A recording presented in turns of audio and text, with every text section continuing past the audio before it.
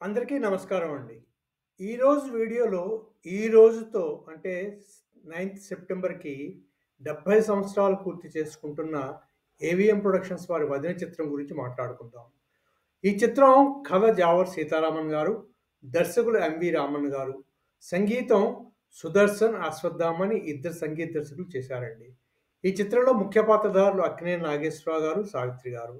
అలాగే అక్కినేని నాగేశ్వరరావు గారి పాత్రకి అన్నా వదినగా నటించారు బిఆర్ పంతులు గారు, కన్నమ్మ గారు. ముఖ్యంగా ఈ 4 పాత్రధారుల చుట్టూ సినిమా అంతా తిరుగుతుందండి. కథలోకి చూసుకుంటే అక్కినేని నాగేశ్వరరావు గారు వేసిన పాత్ర ఒక యువకుడు. అన్నా వదినల దగ్గర పెరుగుతాడు. అన్నా వదినలు గారాబంగా పెంచడంతో ఈయనకి అన్ని అలవాట్లు వస్తూ ఉంటాయన్నమాట. కొంచెం దురుసుగా ఉంటాడు. వదిన గారు మరిదిని అన్ని చోట్ల వెనకేసుకొని వస్తూ ఉంటుందన్నమాట. ఈ రఘుకి లలిత అంటే సావిత్రి గారు వేసిన పాత్రతో పరిచయం జరుగుతుంది. ఆమెకేమో సినిమాల్లోకి వెళ్ళి ఒక పెద్ద హీరోయిన్ అయిపోవాలని, చాలా పెద్ద పేరు తెచ్చుకోవాలని కోరుకుంటుందనమాట.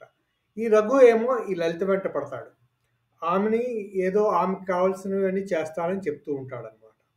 ఈలోగా అన్నావదినలు రఘుకి చిట్టి అంటే పండ్రీబా గారు వేసిన పాత్ర పేరు అనే అమ్మాయితో వివాహం నిశ్చయిస్తారు. ఈ వివాహం ఈ వివాహం ఇష్టం లేని రఘు లలితను తీసుకొని అన్నగారి ఆఫీస్‌లోని డబ్బులు కొట్టేసి తను పారిపోతాడు. ఈలోగా ఏమవుతుందంటే ఈ తీసుకెళ్ళిన డబ్బుల్లో కొన్న దొంగ నోట్ల కేసులో ఇరుక్కుంటాడు ఈ రఘు. అప్పుడు అన్నగారేమో ఆ కేసుని తన నెత్తి మీద వేసుకొని తను శిక్ష వ శి శిక్ష వ శిక్ష ప శిక్ష అతనికి పడుతుందనమాట. అప్పుడు పశ్చాత్తాపపడిన రఘు తిరిగి ఎలా మారాడు?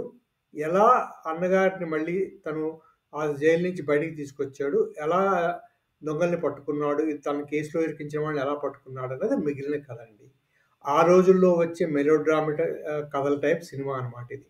ఏవిఎం వారు తీశారు ఈ సినిమాని. తర్వాతంతా సినిమా మామూలుగానే ఉంటుంది. పాటలు మరీ పెద్దగా చెప్పుకుందుకేం లేవులెండి. యావరేజే పాటలన్నీను. తర్వాత ఇది అక్కినేని నాగేశ్వరరావు గారికి ఏవిఎం సంస్థలో రెండో చిత్రం. అలాగే అక్కినేని నాగేశ్వరరావు గారు, సావిత్రి గారు కలిసి నటించిన చిత్రాల్లో వారి కాంబినేషన్‌లో వచ్చిన ఏడో చిత్రం అనమాట. ఎందుకంటే ఇందులో మనం మిస్సమ్మ కౌంట్ చేయము. అందులో నాగేశ్వరరావు గారి పక్కన మిస్సమ్మలో సావిత్రి గారు హీరోయిన్ కాదు కాబట్టి. అలా ఇది వారి ఏడవ చిత్రం. తర్వాత ఈ సినిమా యావరేజ్‌గా నడిచింది. తర్వాత విజయవాడలో మట్టుకు 100 రోజులు ఆడిందండి ఈ సినిమా. అంటే ఒక సెంటర్‌లో 100 రోజులు ఆడినట్టు లెక్కనమాట. 1955లో అక్కినేని నాగేశ్వరరావు గారి 7 సినిమాలు రిలీజ్ అయ్యాయి. ఆ 7 సినిమాలు కూడా 100 రోజులు ఆడిన సినిమాలే. అందులో కొన్ని బ్లాక్ బస్టర్స్ కూడా ఉన్నాయి. అవండి ఏవిఎం ప్రొడక్షన్స్ వారు తీసిన 'వదిన' చిత్రం విశేషాలు. 70 సంవత్సరాలు పూర్తి చేసుకుంది ఈ చిత్రం కూడా నేటితో అనమాట. అవండి విశేషాలు. మళ్ళీ ఇంకో చిత్ర విశేషాలతో మళ్ళీ కలుసుకుందాం. అంతవరకు సెలవు.